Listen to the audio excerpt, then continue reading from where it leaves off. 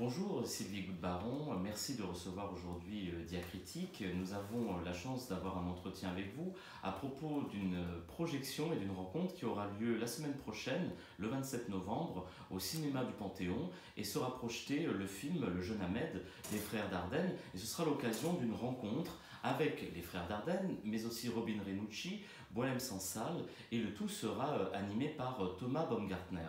Alors j'aimerais que vous nous expliquiez pourquoi la Maison des Écrivains organise cette rencontre et cette projection, et quels sont d'après vous les enjeux? Merci Johan Farber, merci Diacritique pour commencer de ce petit entretien précieux pour nous. Alors le 27 novembre, c'est en effet le lancement d'une action d'éducation artistique et culturelle qui va être portée au plan national.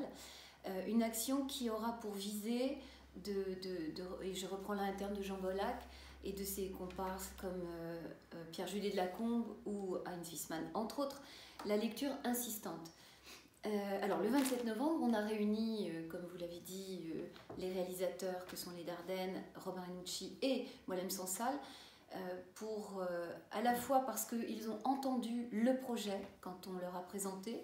Il était question de venir, non pas forcément pour parler de chaque objet qui est le leur en termes de création, mais aussi pour répondre à ce qui est sans doute pour nous, et c'est pour ça qu'on va tenter cette expérience, un projet de société. Permettre à des jeunes de tous âges, hein, on va commencer avec des tout petits jusqu'au lycée.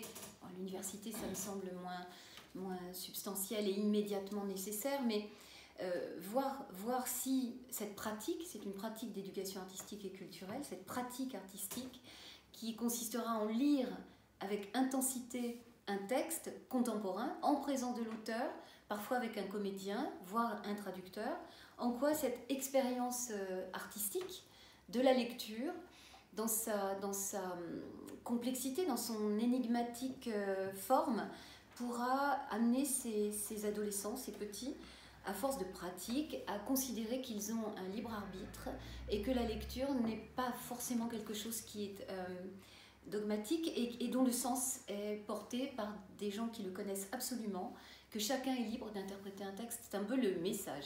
Et le 27 novembre, ces personnalités seront avec nous. Il y aura la projection du film, suivie de cette conversation portant sur, peut-être sur aussi la place de l'art dans ce qu'il peut être un remède à la société. J'ajouterais peut-être aussi une dimension, là on a parlé des textes et du dogmatisme, des textes fondamentaux, des textes sacrés, mais on va pas aller frontalement vers les textes sacrés, parce que toute lecture est interprétative, tout texte porte à ce désir d'interprétation. On abordera, et je pense que, je crois que je ne me trompe pas trop en disant que Robin Renucci abordera cette question. Il y a certes le dogmatisme religieux, mais il y a aussi une autre forme de puissance aliénante qui est la forme d'un libéralisme effréné, les formes publicitaires, comment notre monde est bombardé de sollicitations qui entraînent à ne plus être libre, en fait, à une aliénation. Ouais. Voilà. Donc ça sera certainement l'objet de cette discussion. Après, je ne sais pas ce qu'ils vont dire exactement. Oui, et pourquoi votre choix s'est porté sur Le Jeune Ahmed? Alors je le présente très très vite, mais vous aurez l'occasion de le faire. Ce film a été présenté à Cannes et il raconte, dans la Belgique d'aujourd'hui, le parcours du jeune Ahmed qui a 13 ans, qui est pris entre les idéaux de pureté de son imam et les appels de la vie. Pourquoi avoir retenu particulièrement ce film? Alors peut-être deux raisons. La première, c'est que quand je l'ai vu immédiatement, d'ailleurs ils ont eu le prix, les frères Dardenne ont eu le prix de la mise en scène, parce que le jeune garçon est stupéfiant, mais toutes les personnes qu'ils font vivre et qui animent ce film sont merveilleusement bien dirigées. Parce que quand j'ai vu ce film, il est question d'un imam quand même qui, sans aller jusqu'au point où va le jeune Ahmed, enseigne une certaine forme de fondamentalisme quant au Coran. Et le jeune Ahmed va résister à la puissance libératrice et qu'est sa professeure de français. Donc le texte est déjà au cœur du film finalement, même si ce n'est pas ce qui est filmé en tant que tel, c'est à quel point une parole peut conduire un être humain à des extrêmes. Et donc ce film disait déjà l'essentiel du projet en fait qu'on a, c'est comment lire sans être aliéné. Et par ailleurs, Luc Dardenne en l'occurrence n'est pas forcément proche de la maison, mais on l'a invité aux enjeux. Lui-même, si je ne me trompe pas, était un disciple d'Emmanuel Levinas.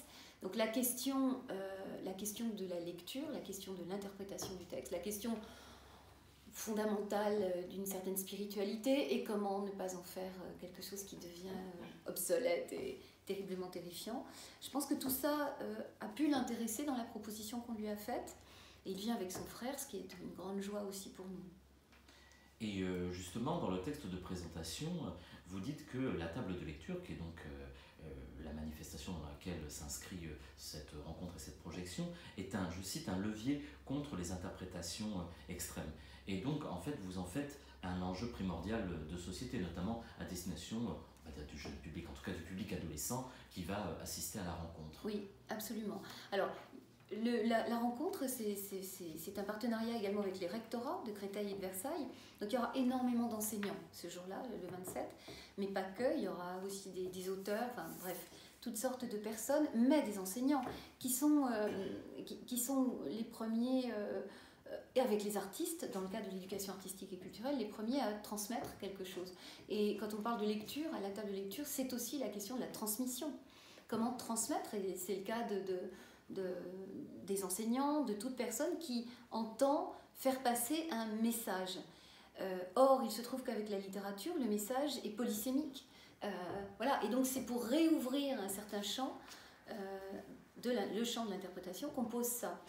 Oui, la société a probablement besoin, je ne sais pas si c'est la solution. Néanmoins, c'est une tentative, c'est un essai, on fera le bilan à la fin d'une année scolaire. C'est un essai pour voir si ça peut être un remède absolument nécessaire à tout ce qu'on voit venir. C'est peut-être un remède à la radicalisation, c'est ça, quoi, au fond, par la liberté d'interpréter.